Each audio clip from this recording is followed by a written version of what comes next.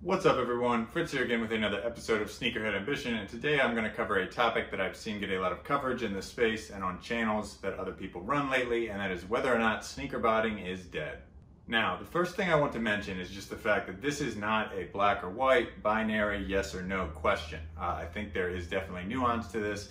I am also going to explain what I really think people are actually saying when they're saying that sneaker botting is dead, and provide my reasoning as to why I don't really think that that statement is actually true.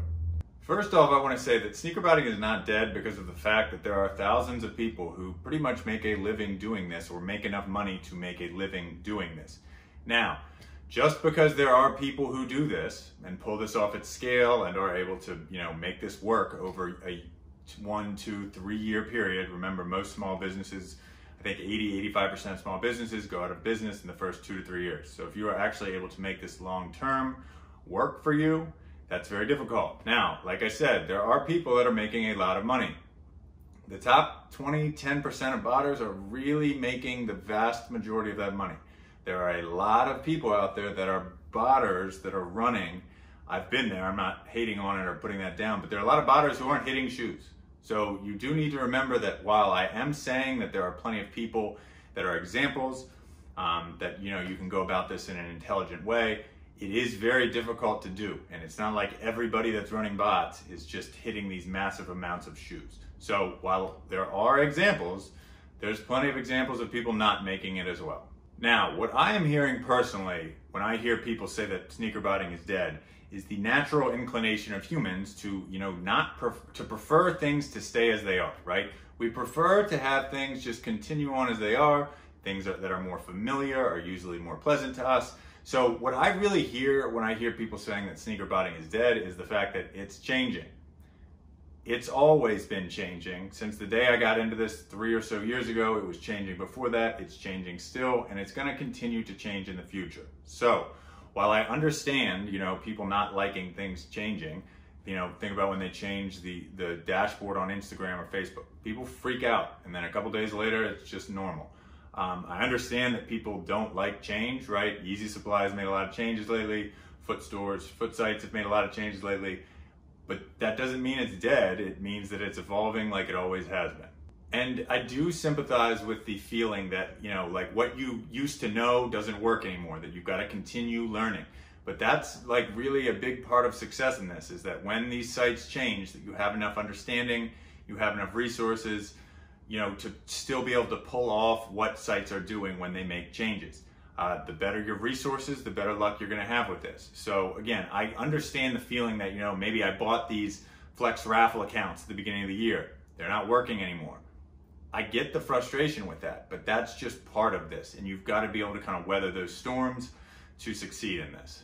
And like I said, I understand the feeling of what I knew a couple months ago isn't relevant anymore. What I was doing with my profiles or whatever cards I was using aren't working anymore. That's part of it, right? You're gonna have to be able to adapt what payment sources you're using, whether or not that's credit or cash, right? Things are constantly changing. So again, the more resources you have, right? Like I have Capital One e-new visas, I've got Slash, I've got Privacy.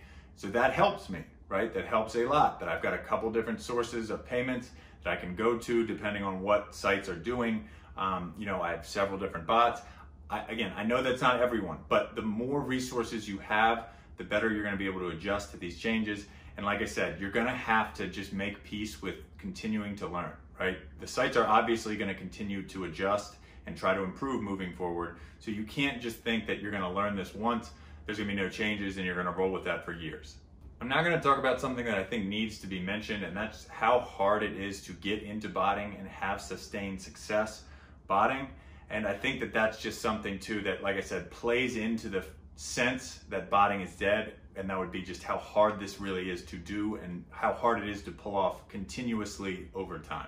Like I just mentioned, actually being able to bot sneakers, hit them, cover your overhead, and continue to adjust to what all these sites are doing on top of all of that is extremely difficult, and doing that for a year, 2 or 3 is very hard, right? Like 80% of people are going to fail at that.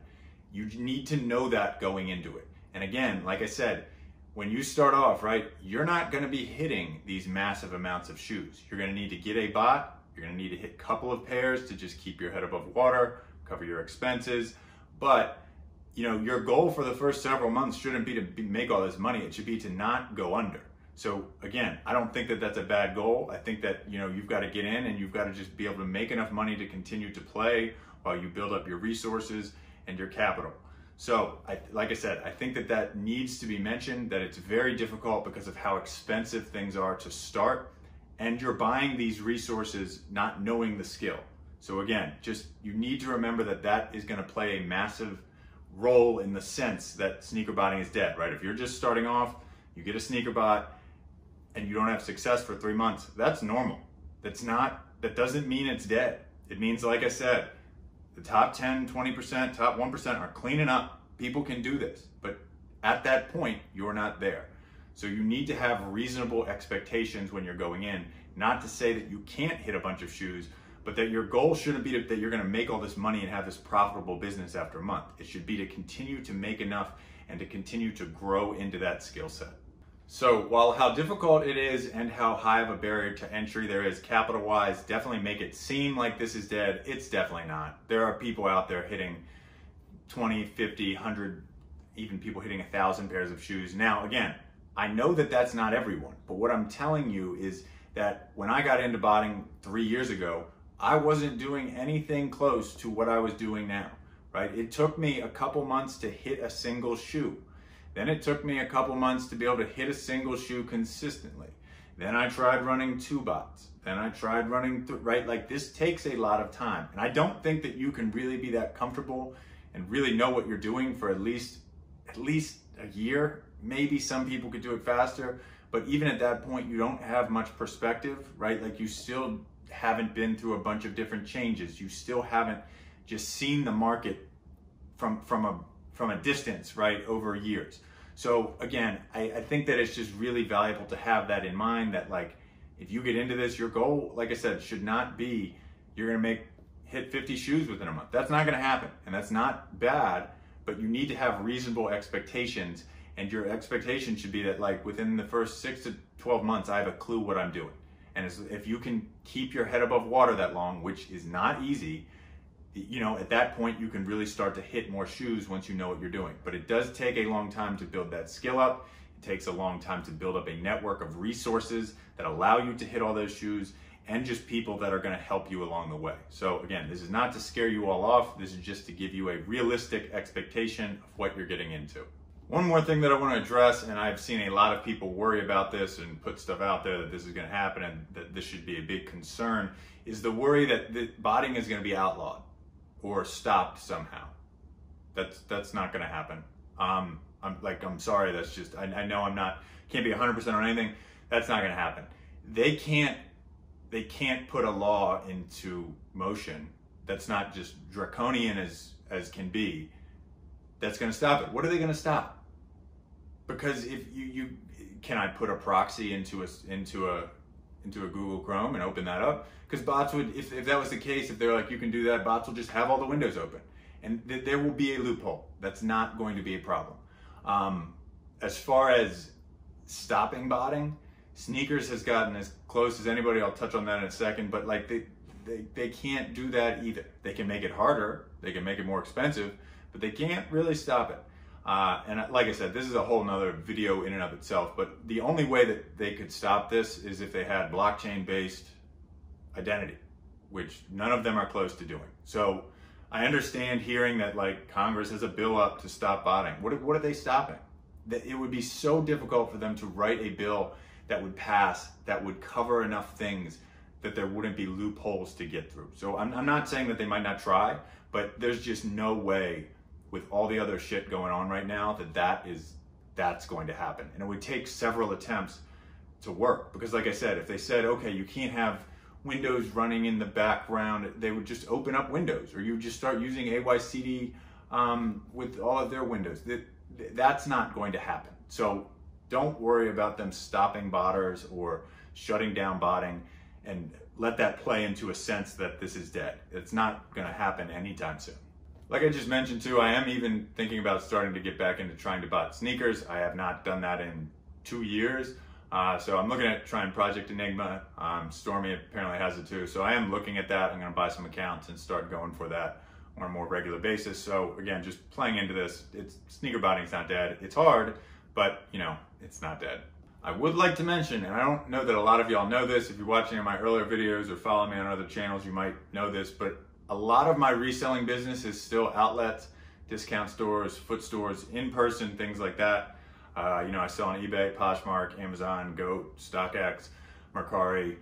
And I'm just mentioning that because I think when a lot of you are getting into botting, you make it harder on yourself because the sole source of cash flow is botting. Go out to some sneaker stores, right? Go out, find some easy brick flips that you know you can double your investment on. Build up your profiles and your seller ratings on those platforms. It's a really good way to just have some cash flow, get some profits, help cover your botting expenses. Still to this day, I sell over a couple thousand pairs of shoes from outlets and discount stores. Do that when you're starting off. If you are serious about this, you will find other ways to cover your expenses. And if you're into sneakers, that's a pretty good way. So again, I'm just mentioning that because I think a lot of people kind of box themselves into, you know, just doing sneakers online. Do some other things to make some money to cover your expenses, and that's going to increase your chances of success with botting sneakers. So all in all, I don't think sneaker botting is dead. I think it is very difficult, and there are a lot of barriers to entry that make it seem that it is dead or dying or what have you, but I don't think it's dead. Like I said, I think it's really difficult, and I think it takes a lot of work from a skill development standpoint and just from a resources standpoint to be able to last. I think the difference between hitting 50 pairs of shoes ACO on one drop and, you know, lasting for 3 years and not going under, the two could not be more different. But like I said, I think a lot of things play into the sense that this is dead or dying, but I don't think that's the case. I think if you enter this space with an appropriate mindset and just know that it's going to be difficult, but that over time, if you build up at an appropriate rate, you can succeed. Anyways, that's all I have for my take on that situation. You know, as always, let me know in the comments section below whether you agree with me or not, what you think the issues are, you know, or whether you think it is, isn't, whatever the case may be. Just let me know in the comment section below, and check back in a couple days. I should have another live cop up. And until next time, see ya.